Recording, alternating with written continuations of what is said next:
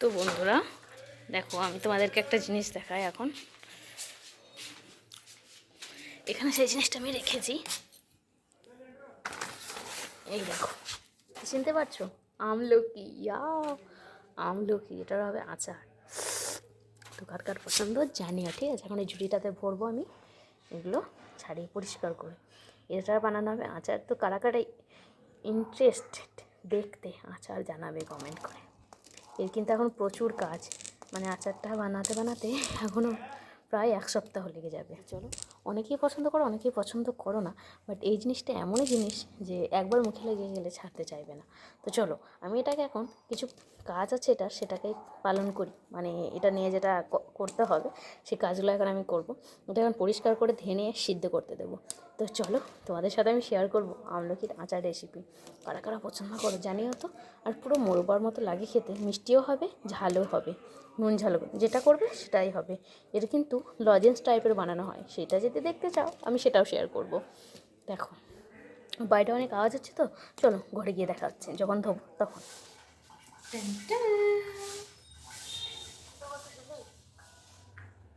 হ্যাঁ, এখন আমি এটাকে সিদ্ধ করতে দেবো।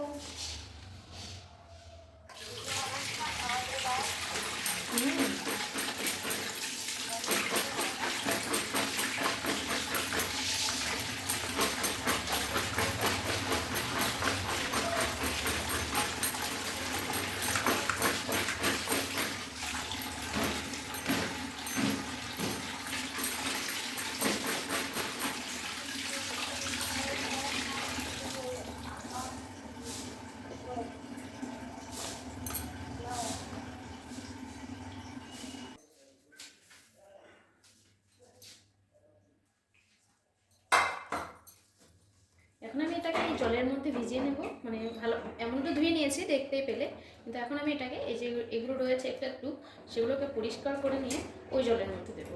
ওই কড়াইটা আমি গ্যাসটাকে ধরিয়ে দেবো ততক্ষণে, তাহলে জলটাও গরম হবে আর আমড়াগুলোও কিন্তু খুব সুন্দরভাবে সিদ্ধ হয়ে যাবে।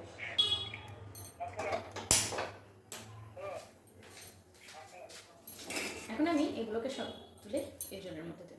তার আগে আরেকটা কাজ, যেটা হচ্ছে একসঙ্গে দেবো আমি, একটা আগে একটা পরে করে দেবো না, তাই আমি প্রথমে এই জায়গাটার মধ্যে।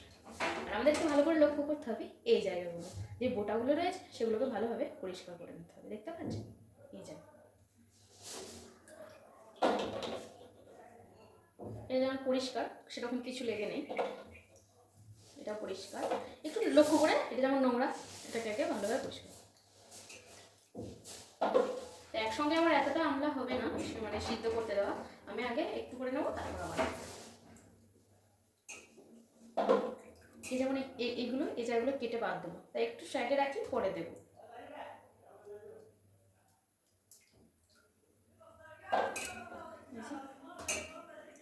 তো চলো, আমি এগুলো সব এরকম করে নিয়ে জলের মধ্যে দেবো, একদম হয়ে যাক তারপর দেখাচ্ছি। তো এগুলোকে এখন আমি ধুয়ে তুলে নিয়েছি, আর এই দেখো যেগুলো মানে একটু খারাপ অংশ ছিল সেগুলো কিন্তু আমি ভালোভাবে কেটে নিয়েছি। আর এই জায়গাগুলোকে আমি, যেটা নোংরা ছিল সেগুলোকে ভালোভাবে পরিষ্কার করে নিয়েছি। এখন আমি জলের মধ্যে দিয়ে দেবো।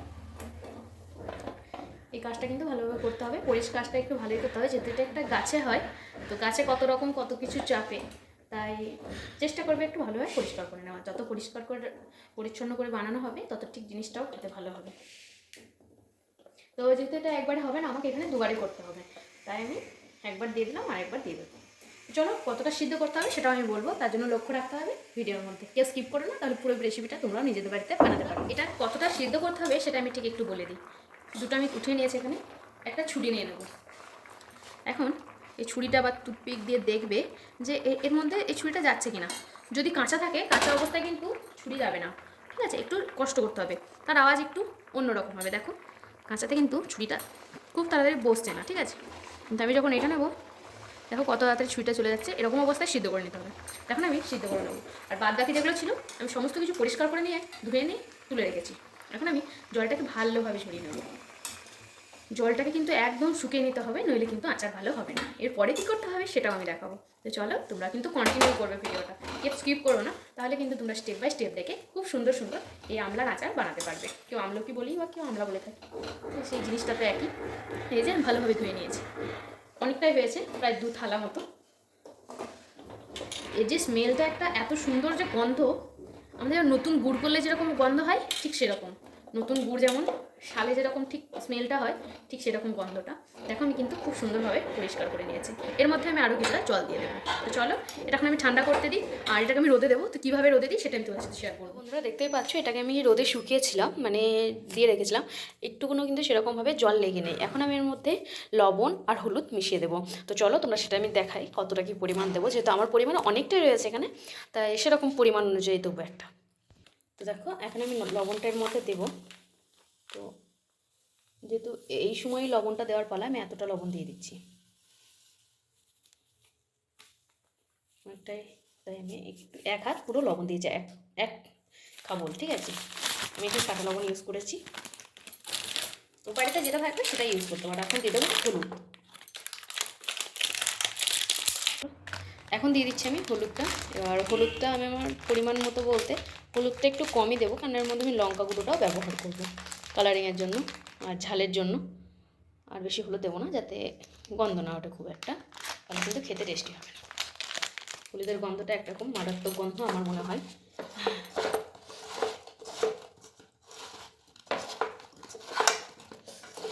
পড়ে গেল, একটু বড় জায়গায় মাখতে হবে।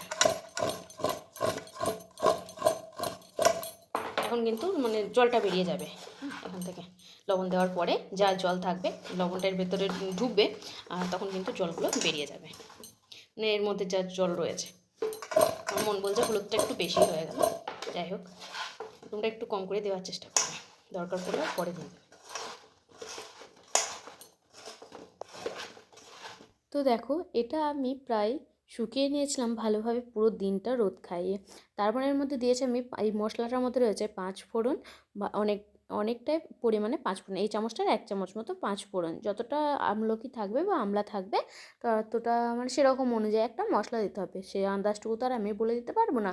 আর দিয়েছি ধনে, আর দিয়েছি মৌরি, আর রয়েছে কালো সর্ষে। এইসব মশলাকে এক জায়গায় একটু ফ্রাই করে নেওয়ার পরে এটাকে একটু মিক্সিতে ঘুরিয়ে নিতে হবে। সেটা কিন্তু একদম মিহি করলে চলবে না, মানে একদম পিওর ডাস্ট করে একদম পাউডার করে নিলে চলবে না, এটাকে একটু ছিপে ছিপে ভাব থাকবে না, সেই অবস্থাটাকে নিয়ে নিতে হবে। আর অবশ্যই এর মধ্যে সরষের তেল ব্যবহার করতে হবে। দিয়ে দিলাম আমি আমার পরিমাণ মতো সরষের তেল। এখন আমি এটা ভালোভাবে নাড়িয়ে চাড়িয়ে বেশ কিছুদিন রোদে দেবো। তারপর আমি একটা কৌটোতে ভরে তেলে দেবো।